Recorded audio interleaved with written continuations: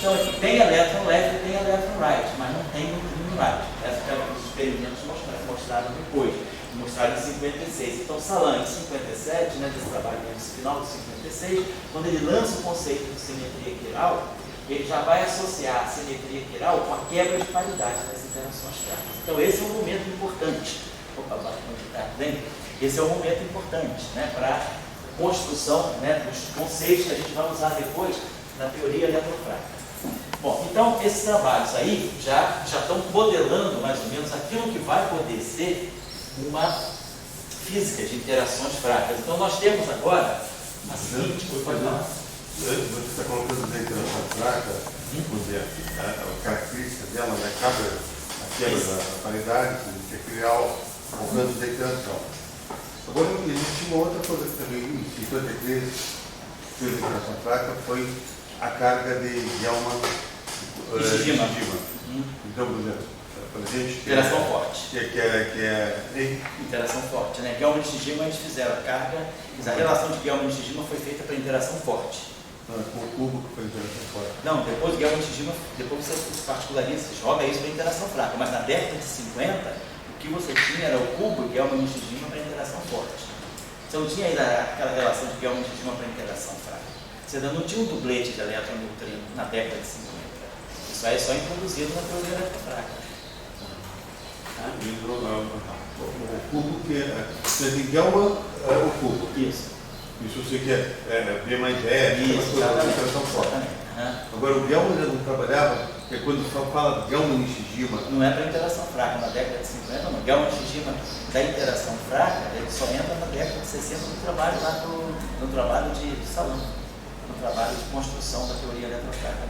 Mas aí ele não usa o Gelman-Nishijima... Ele transpõe para interação fraca, mas o que ele tinha lá atrás era para interação forte.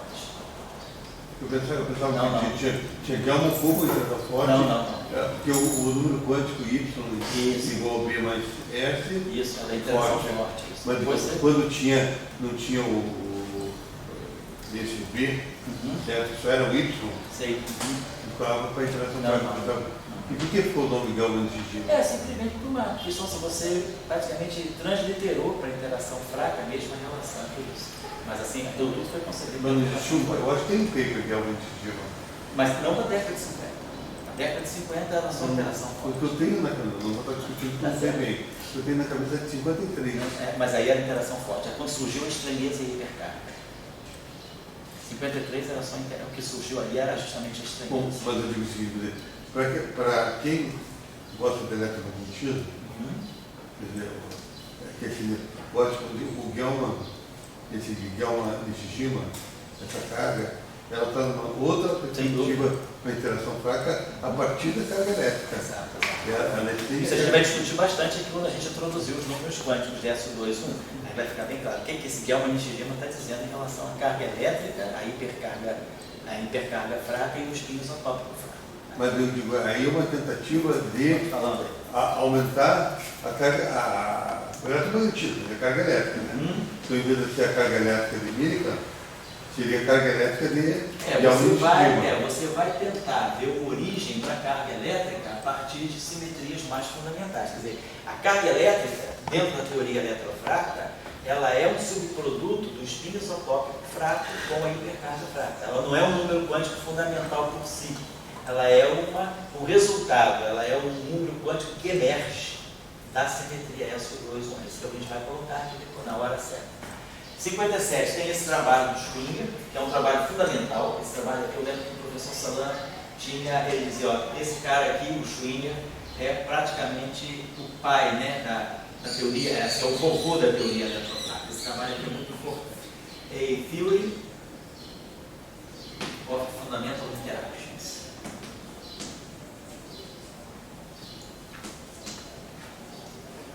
Esse aqui é o Annals of Physics. Aqui, esse é Annals of Physics, 57. Então, esse trabalho aqui foi muito importante na construção da teoria eletrofrágil, 57. Depois eu estou colocando aqui do escrito. Esse trabalho, Oi? esse trabalho, isso está falando, é que nós vamos ter eu entendo é que a partir desse trabalho que você coloca a interação em 4 bolas de gauge. Entendeu? Então, você bota 4 bolas de gauge. E aí a pergunta que tem, será que precisava esperar 57 ou 32 lá? Você já não poderia fazer 4 bolas de gauge? É porque o Schwiller aqui ele usa fortemente Yang-Mills, né? Quer dizer, esse trabalho aqui... Não, aí ele já vem... Trabalho tem 2 coisas. Uma, tem 3 coisas. Uma é 4 bolas de gauge, sim. Outra é Yang-Mills, e outra já é quebra de qualidade, a interação fraca, tentando aquilo. Daí, será que você não poderia, na 32, botar 4 bolas de gauge? Sim. E botar abelhando não linear, você não entrar ainda. Aí você já focou uma direção, você já formou um time aí para interação fraca. Você já está inteiramente focado, você vai trabalhar com interação fraca e não uma generalização do eletromagneticismo. Então, eu só estou querendo colocar a tese que eu levanto, é que, digamos, a partir daí você começou a formar interação fraca e depois você vai querer unir essa interação fraca com o eletromagnetismo. E não voltar de uma origem inicial com os 4 bolas. Exatamente. Esse caminho não foi seguido. Exatamente. Esse caminho que você está falando aí poderia ter sido seguido na década de 30. E algumas questões poderiam depois ser respondidas na década de 50, quando se introduziu o conceito de normalização. Né? Eu volto a dizer, sabe, José, entre 51 e 54, o grande gap foi não ter colocado o abeliano no linear. Sei. Isso foi um gap histórico, sabe? Olha, eu acho que talvez você tivesse que rever um pouquinho essa discussão histórica. Acho assim, a tua questão ela é sensata, mas eu acho que ela não passou tão em branco assim. Você deve lembrar o seguinte, na década de 30 já tinha eletrodinâmica não linear, já tinha Euler Heisenberg, já tinha Born-Nifel, já tinha Einstein-Hoffmann. Então, já havia formulações eletromagnéticas não lineares na década de 30. Então, não é que as pessoas não pensaram. Agora, elas pensaram, mas assim, em que ótica? Sob que ponto de vista? Tá? Então, porque parece que ninguém pensou. Não, tinha Born-Nifel, tinha Euler Heisenberg, tinha Einstein-Hoffmann. Agora, essas eletrodinâmicas não lineares, que características elas tinham que, na época, não se justificava abrir esse caminho para incluir as demais interações. Eu acho que isso aí tem que ser pensado, não é tão óbvio assim não. A gente pode discutir isso aqui no curso, aproveitar. Boa tarde, gente. Eu vou daqui a pouco acabar essa aula para começar o outro curso, tá? Mas eu acho que a gente podia, quer dizer, aproveitar esse curso aqui para discutir essas questões, que são questões de por que a física foi nessa direção e naquela, e não naquela. Eu acho que faz parte da gente tentar compreender isso também, não é só, a gente não está aqui só fazendo cálculo com uma lista de exercícios que esses caras mandaram a gente fazer, a gente está querendo compreender por que eles pensaram assim e não de outra forma. Vamos lá, mas nessa discussão, eu acho que, é claro que você falou, Euler, Heisenberg, Born-Nifel, tudo já tinha eletromagnetismo não linear. Sim. O que tem é por que não teve teoria de gauge abeliana não linear. Teoria de gauge abeliana não linear é fundamental, não é teoria efetiva. Por que não teve? Born-Nifel, né? Born-Nifel era uma teoria de gauge abeliana não linear. A questão é por que... Efetiva. Não era Born-Nifel, não. Olha Heisenberg, sim. Born-Nifel, não. Born-Nifel é uma teoria fundamental. Ela era escrita dentro de preceitos fundamentais. Ela não foi... Olha Heisenberg, não. Ela saiu da eletrodinâmica. Vamos dizer, ela saiu do vácuo quântico. Ela saiu da formulação de Dirac, do mar de Dirac. Agora, Born-Nifel, não. Born-Nifel, o ponto que tem é a necessidade que aparece no sistema clara. E você tem 4 bolas intermediárias. Sim. Então, o Born-Nifel, ele só trabalhava com fótons não lineares. Sim. E era um macho exponencial. Okay? A questão seguinte, você começou a ver que a intermediação dos partículas precisaria de 4 bolas. Essa intermediação de 4 bolas já existia necessidade nos anos 30. No 57 do Schwiller. E daí, por que isso não foi colocado sob a forma de teoria de gauge abeliana não linear com 4 modos intermediários. Isso eu estou querendo, isso podia ter feito entre 51 e 53, antes do É 51 e 53. Antes do Young Mills. Depois do escalar, lá na aerodinâmica escalar. Você começou a ver que o eletromagnetismo não podia ser só carga elétrica, era problema.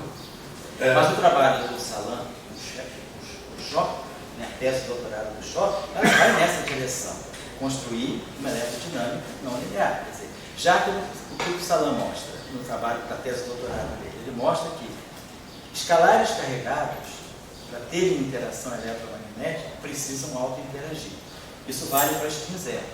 Então a questão é, será que o spin 1 também não precisa auto-interagir, mesmo que ele seja neutro, mesmo que o fóton seja neutro? Então a tentativa lá do trabalho do Shaw, que é esse doutorado dele, foi procurar escrever a teoria mais geral que pudesse incorporar auto-interação de partículas de massa zero com o spin 1, ou seja, o fóton. Na verdade, o fóton.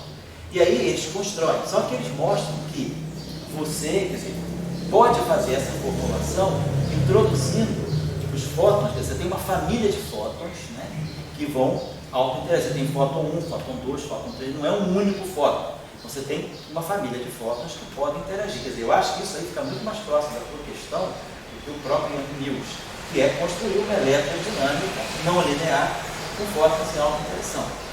Tudo, é isso que eles fazem. Aí eles, né? Só que eles não, você poderia perguntar, mas esses fótons são todos neutros? Na formulação de Salan e de Shaw, sim, esses fótons são todos neutros. A pergunta é, se você fizer uma eletrodinâmica auto-interagente, de fótons auto-interagentes, onde você tenha fótons carregados, qual é o suporte físico que você tem? Se você tem fótons carregados, o que significa o quê? Você tem fótons carregados de massa zero ou não? O que significa uma partícula ser carregada e ao mesmo tempo ter massa zero? É possível você ter uma partícula de massa zero, uma partícula de massa zero com carga?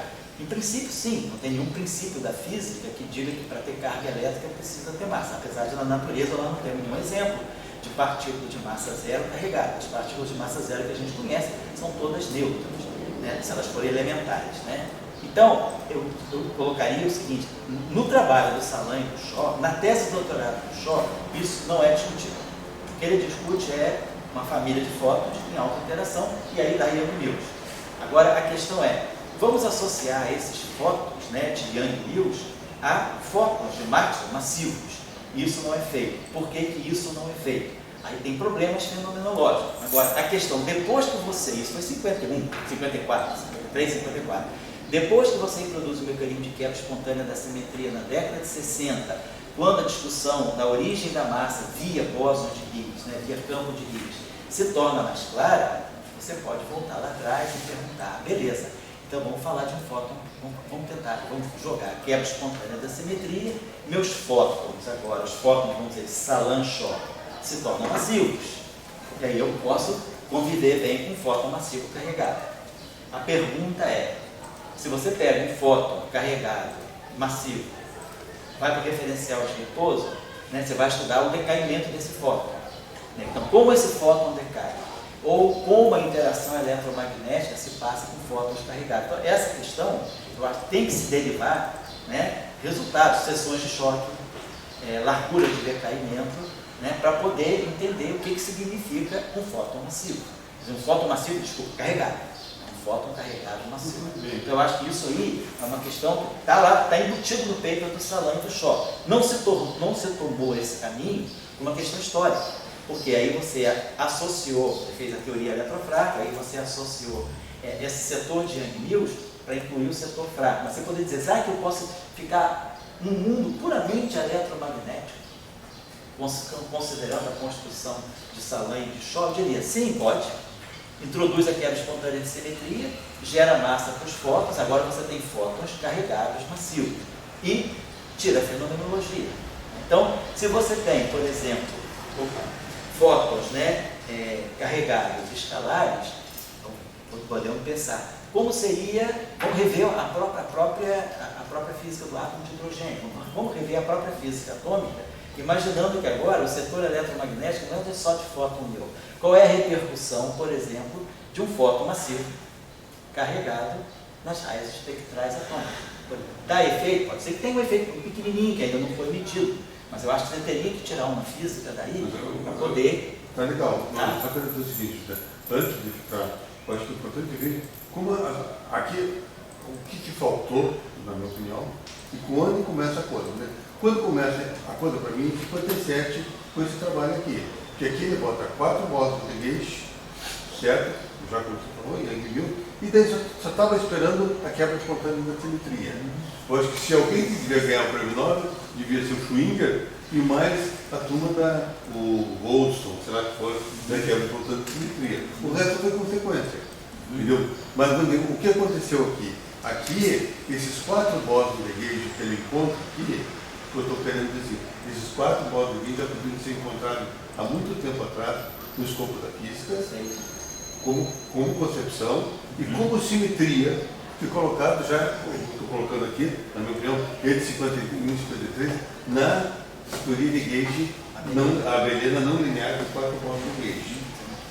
O que aconteceu? Também estou dando a minha opinião. O que aconteceu é que a física é muito ortodoxa, muito mais do que, só mais que a física, por enquanto, é a igreja. A igreja não deixa a mulher rezar a missa. Por quê? A ortodoxia. Qual é a ortodoxia que tem na simetria de Gauge? A que vem do teoria de grupo de Weil, que estabelece, dado o grupo tem que ter tantos bósons, etc, etc. Então, eu acho que, digamos, vou dizer, a ortodoxia da simetria de Gauge não permitiu essa coisa que faltou. Então, você caiu, a física, né, caiu nisso aí, e a partir daí ficou esperando agora, começa a esperar a quebra espontânea para botar massa. Assim que eu vejo a história. Então, só colocando para as pessoas, resumindo, eu quero dizer o seguinte, a falta de colocar 4 modos de Gauge sobre teoria de Gauge abeliana não linear poderia ter acontecido entre 51 e 53, antes do Young Mills. O Salan, se tivesse naquela época, cada um está voltado, o Salan era um ortodoxo, e ele não podia romper o Weil. Então ele foi na direção do Weil e daí aconteceu. Eu acho que, bom, é isso. Eu estou querendo apenas falar para as pessoas que essas pessoas são muito importantes. São muito importantes, elas dão diferentes colocações. Tá certo. Só finalizando aqui, esse trabalho aqui do Glashow, finalmente é que vai dar para nós agora o ponto de partida da construção da teoria eletrostática. Esse trabalho de Glashow... O Glashow foi aluno do Schwinger. Foi aluno do Schwinger. Schwinger orientou 3 prêmios Nobel. O Glashow foi aluno do Schwinger, o Cooper foi aluno do Schwinger, e depois teve um prêmio Nobel de Química, que foi aluno do Schwinger. O Schwinger foi o cara que mais orientou, além de ter o dele, ele orientou 3. Então, porque para pessoas que entenderem, estava nesse pensamento. Que ou você funda uma escola de pensamento, que são Pitágoras da vida, ou você participa da escola de pensamento. O Glashow participou da escola de pensamento. Era orientado direto. Esse trabalho do Schwinger foi o ponto de partida para esse trabalho. Esse trabalho do Glashow é que deu ele o prêmio Nobel, junto com o Salan e com o Weiner. Você vê só como o Glashow foi muito antes do Salan e do Weiner. Porque ele já estava com a bola ali do que onde tinha conduzido o jogo. Tá certo? Posso falar? Então, o Glashow, então, nesse trabalho aqui, ele desenha já quais são as simetrias das interações fracas. É desse trabalho aqui que vai sair a simetria SO2. Então, ele já desenha aqui uma simetria SO2 associada aos processos de interação fraca. Claro que está faltando o fator 1. Por que depois a gente introduz um? Por que eu não posso fazer tudo com SO2? Né? É a pergunta que a gente vai se fazer na próxima aula. Então, isso Glashow já, a partir desse trabalho do Schwinger e desse trabalho aqui do Salan e do Gordon, de 61, né? Ele já começa a pensar na estrutura de multiplex da interação fraca. Então, vamos pensar o seguinte. Na interação fraca, nós temos o setor, quer dizer, basicamente o decaimento é esse aqui. O nêutron que decai no próton, no elétron, e no antineutrino do elétron. Então nós temos o setor de leptons, tá? Nós estamos falando ainda de 60, né? Início da década de 60. Esse trabalho aqui é 61. O trabalho do Gell-Mann e do Zweig sobre os quarks é só de 64. Então, ainda nesse momento, nós não estamos falando de quarks, né? Mas depois do trabalho dos quarks, né, o que a gente entende desse decaimento aqui, é que esse decaimento é o quark D decaindo no quark U e aí emitindo o elétron antineutrino do elétron. Então, aqui nós temos o setor de leptons e aqui nós temos o setor de quarks. E aí a ideia seria justamente essa, né? Associar ao setor de leptons um dublete. Então a gente coloca o neutrino e o elétron no dublete. E coloca o quark U e o quark D no dublete. Então a estrutura de dublete, ela já vem organizada por causa desse trabalho do Gell-Mann, do Lasher, perdão, indicando, né, a presença de uma simetria SO2. Claro que o modelo depois é construído acrescentando uma simetria extra, que é uma simetria abeliana. Por que nós temos que introduzir o 1? Nós vamos entender isso na próxima aula. Mas eu já queria só levantar a questão de que nesse trabalho aqui já surge a proposta de uma simetria SO2. Agora, o neutrino é puramente left. No modelo padrão, o neutrino não tem massa. O neutrino é uma partícula quiral, é um fermion quiral leve. Então o neutrino é leve. Então, por uma questão de respeitar a simetria de Lorentz, então nós temos que colocar o elétron leve junto com o neutrino. Porque se eu colocasse o elétron right junto com o neutrino leve, eu estaria misturando dois multipletes, né, diferentes do grupo de Lorentz. O objeto left está nessa representação do grupo de Lorentz. E o objeto right está nessa representação. Então eu estaria colocando, né, é como se eu estivesse somando um tensor com um vetor. Estaria somando grandezas tensoriais diferentes. Do ponto de vista da representação do grupo de Lorentz, isso aqui é uma representação, isso aqui é outra. É como se isso aqui fosse um vetor, isso aqui é um tensor. Mas, na verdade, são duas componentes fermiônicas, duas componentes tenoriais. E aí eu preciso deixar o elétron right separado. E não tem neutrino right.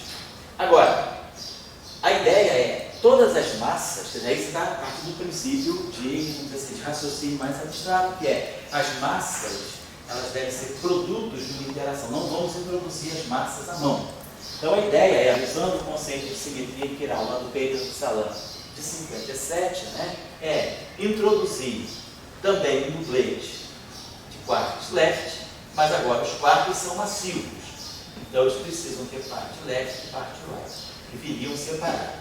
A pergunta é, será que eu não poderia ter o quark right, um dublete de rights, né? Por que eu fico só com por que eu vou colocar os rights em singlet?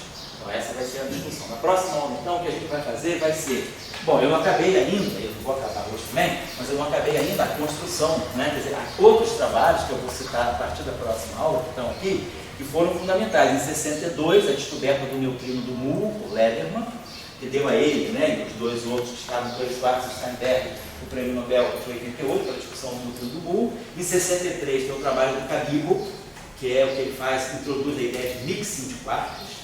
Interessante esse trabalho aqui, né, que basicamente sai junto com o trabalho do Gell-Mann. Depois do trabalho do Salan e do Ward, de 64, que chama-se Electromagnetic and Weak Interaction. Você coloca as duas um ao lado da outra. E o trabalho de 64 do Cronin e Fitch, que é um trabalho experimental, que também deu a ele o prêmio Nobel de 2008, né, onde eles mostram que há violação de CT. E aí o trabalho final do Salan e do Ward, de 67, que fecha o modelo eletrofrágil. Então, na aula que vem, nós vamos percorrer um pouco ainda essa estrada dos trabalhos que foram os marcos, né, construtores da teoria eletrofrágil, e vamos começar a discutir então a formulação, né, da teoria de Young-Mills SO2. Então vamos tentar entender por que eu poderia ter várias possibilidades. Eu poderia fazer tudo só com SO2? Poderia fazer com SO2 para o setor left e SO2 para o setor right? Poderia. Por que a gente acabou fazendo SO2 e o 1? Por que a teoria eletrofrágil acabou sendo uma teoria de Young-Mills com esse grupo de simetria aqui? Ou porque, como diz o Dói, porque não somente o 1? Fazer 4 uns, por exemplo, tá? Como poderia fazer uma teoria eletrofraca com 4 simetrias abelianas colocadas juntas, quer dizer, 1 vezes 1 vezes 1 vezes 1. Por que se escolheu esse grupo? Um só, né? Então 1 também, não importa, mas coleções só abelianas. Por que a gente escolheu isso aqui? Qual foi e por que a gente faz a teoria eletrofraca dessa forma? É uma escolha ou é um consenso que tem bases fenomenológicas, ou é simplesmente uma questão de minimização? Talvez seja o modelo mínimo possível para eu perceber que as interações eletromagnéticas e fracas podem ter uma origem comum. Então, essa é a discussão. Então, na próxima aula, a gente vai já entrar na formulação. Bom, pelo que eu estou vendo do público aqui, todo mundo conhece a teoria de Young-Mills, então eu não vou precisar fazer revisão. Eu vou já entrar, então, com teoria de Young-Mills. Quem estiver assistindo o curso de fora e precisar de teoria de Young-Mills, pega os cursos de eletromagnetismo da gente, tem curso de eletromagnetismo, tem curso de teoria de Young-Mills, tem vários cursos de teoria de Young-Mills, tem um curso do Sebastião de QCD que ele faz Young-Mills, então não falta teoria de Young-Mills. No professor global e nos livros em geral, tem muito material sobre teoria de Young-Mills. Então eu vou supor aqui que a gente já parte de Young-Mills, então a gente não vai precisar fazer revisão de derivada covariante, de field strength, nada. Eu acho que é importante entender por que o lagrangiano é SO2. Por que se escolheu isso? Qual é a origem dessa escolha? E segundo, compreender a origem dos parâmetros. O que esses parâmetros vão dizer e por que nós não colocamos a massa à mão? Por que a gente espera ter um mecanismo para gerar a massa? Então, são essas questões que a gente vai discutir. Bom, era isso aqui. Agora, a questão do horário desse curso. O Sebastião me falou que ele vai continuar dando aulas terças-feiras, né? Parece de 2 às 4 o horário. Então, para não pesar muito, eu estava pensando em fazer meu horário, fazer assim, de 2 às 5. Esse curso na quinta e jogar mecânica clássica de 5 às 8. Mecânica clássica de 4 às 8. Mas aí não tem como, não tem problema, eu vou botar de 5 às 8. Mas eu fico preocupado com o seguinte, como o Sebastião já está dando a parte dele, está pesando para vocês, né? Então eu vou fazer o seguinte, enquanto o Sebastião estiver dando a parte dele, eu vou dar aula de 4 às 6, de 2 às 4. Então ele dá 2 às 4 na terça, eu dou 2 às 4 na quinta. E aí, 4 às 8 eu dou mecânica clássica. A hora que o Sebastião parar a parte dele, eu dou um curso, aí eu posso botar 1 hora a mais para não pesar muito em cima de vocês, tá bom? E a minha parte não vai ser tão pesada. Eu já consigo, assim, depois de uma certa experiência com esse curso aqui, eu já consigo trazer o que é essencial. Claro, tem trabalho que vocês têm que fazer, vocês é que têm que estudar certas coisas, não adianta eu ficar colocando tudo no quadro, né? Mas eu queria, assim, já tem alguns atalhos, né, que permitem a gente fazer a construção da teoria eletrofraca de uma maneira mais rápida e sem omitir os detalhes físicos importantes. A construção da teoria é importante compreender, né? Isso aí, cara, também os livros não está muito claro, mas aí tendo feito esse curso lá com o Salão, com o grupo dele, a gente percebia as coisas, colocava-se para a gente por que se pensou assim, por que se foi nessa direção, não nessa. Eu acho que isso é importante a gente compreender. Quer dizer, a origem dessas simetrias e a discussão dos parâmetros, né? Por que eu preciso, por que eu executo aquela espontânea de simetria? Por que eu não abro mão disso? Teria uma outra maneira de ver isso? Tem toda uma construção de trabalhos da década de 60 que vão mostrar, que vão indicar que a gente pode ir nessa direção. Depois eu vou dar para vocês o caminho, né, do mecanismo de Higgs. Eu selecionei também, que eu vou botar na lista de domingo, eu selecionei aqui os trabalhos que começam em 1960, né, com Nambu, Iona Lazini, depois vai caminhando, Nambu, Iona Lazini, Goldstone, Salão, Weinberg, Gilbert, Higgs, os dois trabalhos do Higgs, English, Braut, né, Guralnik, Hagen, Kibble, Klein, Lee, Higgs, Fabre, Picasso e Weinberg. Então, tem uma série de trabalhos aqui entre 1960 e 1973, né, apontando na direção assim, da importância de se considerar esse mecanismo na teoria eletrofráca. Então, a gente vai falar sobre isso. Então, na próxima, eu vou terminar de botar isso aqui direitinho, só agora organizar um pouquinho mais o layout, e aí mando para vocês no domingo, tá certo? Bom, então a gente vai ficar o seguinte, na próxima semana o Tião pega vocês de terça de 2 às 4, e eu pego vocês quinta de 2 às 4, isso é perfeito. E aí depois, quando o Sebastião terminar a parte dele, eu vou manter sempre quinta-feira. Ou a gente pode começar a fazer de 1 até as 4, e aí eu pego mecânica clássica de 4 às 8, ou a gente pode fazer de 2 às 5, eu faço mecânica clássica de 5 às 8. Tá legal, senhor? a critério de vocês, depois a gente decidir isso, tá bom? Então tá. Então só vou dar uma intervalinho aí para a gente pegar agora um dia que o caneta faz. A ideia do